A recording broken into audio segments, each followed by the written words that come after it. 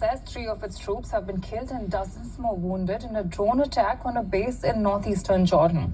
President Joe Biden blamed Iran-backed militants for the attack, which took place near the border with Syria and Iraq. He vowed to hold the perpetrators to account. Media reports say the drone struck near a barracks at the base. It is the first time American military personnel have been killed by hostile fire in the region since the start of the Israel-Hamas war. Let's get more with Washington Bureau Chief Ines Paul. Ines, it's good to see you. What more do we know at this point? This is, of course, a developing story. Well, the killing of the 3 Americans in Jordan near the border with Syria is definitely a significant escalation of an already precarious situation in the Middle East. This is the first time, as you just mentioned, that U.S. troops have been killed by enemy fire in the Middle East since the beginning of the Gaza war. And the prompt reaction of President Biden kind of underlines the significance of this attack. He promised to hold those responsible for the attack, I quote him, to account at a time and in a manner our choosing. And he also said, I quote him here as well, we know it was carried out by radical Iran-backed militant groups operating in Syria and Iraq. You mentioned that this will lead most likely to an escalation, but this is also not the first time a U.S. military base has been attacked in the region. What can we anticipate at this point, or are we still waiting for more information? Correct. U.S. officials have repeatedly said that they do not want to see the increasingly high tensions across the Middle East broaden into a regional war.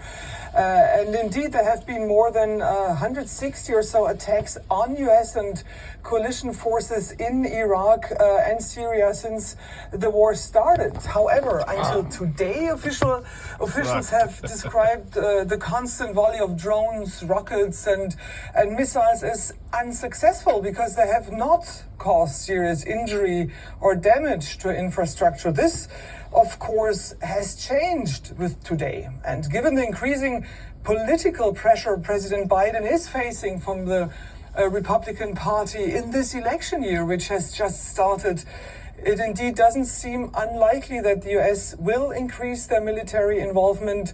And with that, of course, comes an increasing risk that the conflict will spread throughout the whole Middle East. There we go, right there. That's the part. Okay, that's all biblical prophecy, giving all praise, honor, and glory to Yahweh, Bahashem, Yahweh Shai, Bahashem, Rakah HaKodash. Double honor to the elders of Great Millstone. Shalom, Labakariam, Shah, Yasha Allah. That's peace to the hopeful elect of the nation of Israel. It's time to evacuate. You can see, you heard what she just said. I'm going to just, you want to listen closely, all right? Republican Party in this election year, which has just started, it indeed doesn't seem unlikely that the US will increase their military involvement. And with that, of course, comes an increasing risk that the conflict will spread throughout the whole Middle East. Why? Because that's the valley of Jehoshaphat. I'm just pulling one scripture, man. This is being reported. This is breaking news. This is breaking news. You know, we all know these. That's why I have to understand these prophecies right now. This is the GPS to getting home. We about to get out of here, man. We about to get out of here. This is this thing's about to go down. This is Joel. I'm gonna just read it. Joel 3, verse 2. And I'm gonna read it in the NLT. I will gather the armies of the world into the valley of Jehoshaphat. There will I judge them for harming my people, my special possession. Who's that? Amos 3:1, Deuteronomy 7:6, Joel 2:27. That's you so-called Negroes, Hispanics, and Native Indians scattered throughout North, Central, and South America. You're the Lord's special people. No matter how you feel about yourself and its punishment, the Lord still considered the nation of Israel, the whole nation, the apple of his eye. But at this time, the Lord only dealing with the 1/3. So they about to be paid back for what they've done to the children of Israel, for scattering my people among the nations and dividing up my land. And that's the land that they fighting over.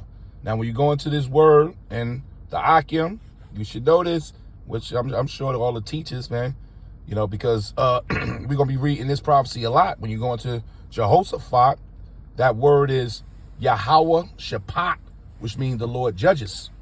And when you look at the location of the valley of Jehoshaphat, right, when you go down, this is a symbolic name of the valley near Jerusalem. So the valley that's down in near Jerusalem is actually talking about the Levant or the Fertile Crescent. That's the cradle of civilization. When you go into the map, you know, you start talking about the Jordan River and the 4 rivers that split at the head that you read about in Genesis 2. All that was happening where Adam was placed. That's the beginning of the priesthood, the beginning of the gods. So the Lord basically is going to finish this where it started. That's why we keeping our eyes on the Middle East and what's happening definitely in Jerusalem. So it says, which is the place of the ultimate judgment, maybe the deep ravine, see, which separates Jerusalem from the Mount of Olives. And we know what happened on the Mount of Olives when you go into Matthew 24.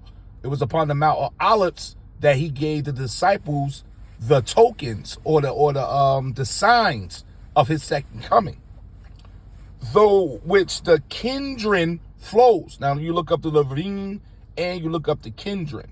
But when you go into the Kidron, right? This is the Kidron right here.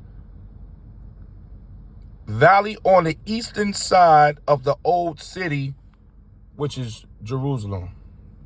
Let me see if I get a better. Salaki, my power is low. I hope that didn't stop. Okay, my power is low on this. Okay, this is the Kidron Valley, right? From the Hebrew. Okay, the Kidron is the modern name of the valley, originated slightly northeast of the old city of Jerusalem, which then separates the Temple Mount from the Mount of Olives, and ending at the Dead Sea. Beyond Jerusalem, it continues in the general southeastern direction through the Jordan Desert in the West Bank. And you can see what's going on in the West Bank, reaching the Dead Sea near the settlement of Avant and descending 4,000 feet or 1,200 meters along its 20-mile, 32-kilometer course. And this is an image here. Okay, so this goes into Armageddon as well. The Harmagawan, right, which is the gathering of the troops on the Valley of the Hills. But you're looking at where the Lord is going to bring his final judgment, man. Hey, that's why you don't play around with these prophecies, because everything is popping off. So breaking news, man. They on the move, giving all praise, honor, and glory to Yahweh, Bahashem, Yahweh Shai, Bahashem, Rakah HaKodash, Shalom.